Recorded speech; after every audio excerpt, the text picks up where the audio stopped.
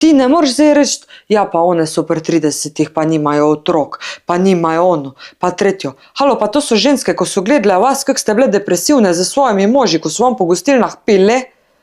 Logično, da noče imeti tvoj otrok. Pa to je ne, pa, halo, če si ti gledal svojo mamo v težki depresiji, da se ti zagabi, da bi ti tak life imel, ti hočeš imeti boljš.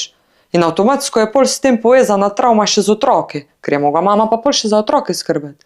A tete se zdaj pritožujejo, pa ne bolj se pritožujejo ženske. Kaka je generacija tetih mladih punc, 25 do 35 let. Nočijo nič delati, nočijo otrok, nočijo ono, samo bi one kariero.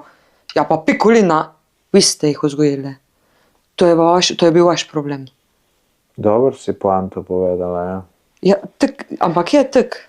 No drugače pa jaz, kako mlade vidim, mačkam drugačih kot ti, nimam tako dobro mnenje kot ti v njih.